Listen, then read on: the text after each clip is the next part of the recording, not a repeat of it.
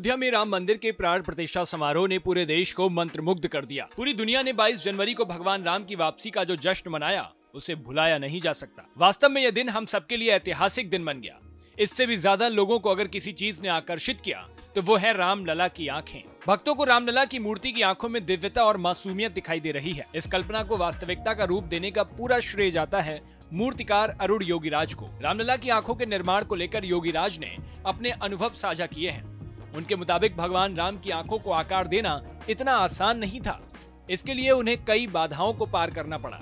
वहीं एक खुलासा यह भी हुआ है कि रामलला की मूर्ति को एक बार रिजेक्ट भी कर दिया गया था, जिसका 60 से 70% काम पूरा हो चुका था। उदास मन से अरुण योगीराज ने मूर्ति को दोबारा बनाया तो ट्रस्ट को पसंद आ गई। आइए जानते हैं कैसी रही अरुण योगीराज की रामलला को आकार देने की यात्रा। अब तक जिसने भी रामलला की मूर्ति को देखा वो स्तब्ध रह गया।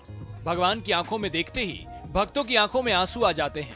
रामलला की आंखों में ऐसा तेज लोगों ने पहले शायद कभी नहीं देखा होगा। योगीराज ने एक न्यूज वेबसाइट को इंटरव्यू देते हुए बताया कि शुरू के 2 महीने में उन्हें भगवान के चेहरे को लेकर कोई आइडिया नहीं था।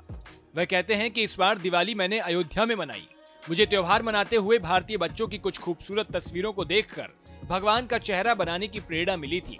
जैसे ही यह विचार मन में आया, चेहरे पर काम करना शुरू कर दिया। अब हैरानी की बात यह है कि क्या आप सोच सकते हैं कि रामलला की इन चमत्कारी आंखों को बनाने के लिए सिर्फ 20 मिनट काफी हो सकते हैं? लेकिन यकीनन ऐसा ही हुआ है। योगीराज ने खुलासा किया कि भगवान की आंखें बनाने के लिए सिर्फ 20 मिनट का ही मुहूर्त था। हमें आंखों का काम पूरा करने के लिए सिर्फ 20 मिनट का समय दिया गया था।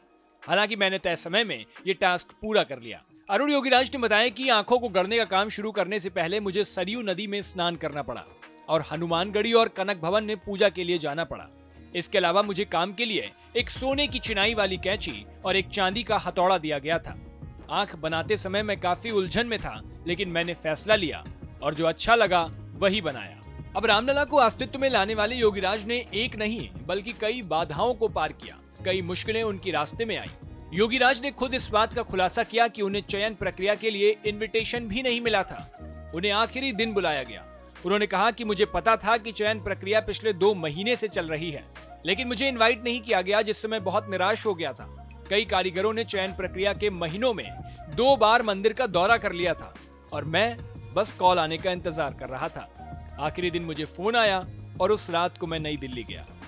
योगीराज ने बताया कि चयन प्रक्रिया के बाद मैंने एक मूर्ति बनाई जिसे पत्थर के अलावा तकनीकी समस्याओं के चलते 3 महीने बाद ट्रस्ट ने रिजेक्ट कर दिया।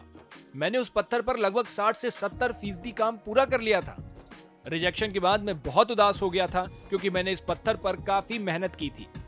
इस दौरान पत्थर का एक छोटा सा हिस्सा मेरी आंख की रेटिना में घुस गया था, जिसके बाद मेरी आंखों में चोट लग गई। मेरा इलाज हुआ और डॉक्टर ने मुझे कुछ दिन आराम करने की सलाह दी। इस तरह मुझे 7 दिन तक काम को रोक कर रखना पड़ा। मैंने 3 महीने के बाद नए सिरे से अपने काम को शुरू किया, लेकिन इस बार मैंने ठान लिया था कि पिछले 3 महीनों में मैंने जो भी बनाया उससे कई ज्यादा बेहतर बनाना है। इस वक्त मेरा कंपटीशन किसी और से नहीं बल्कि खुद मुझसे था। खुशी और तसल्ली की बात यह है कि एक निश्चित समय में मैंने यह काम सफलतापूर्वक पूरा कर लिया।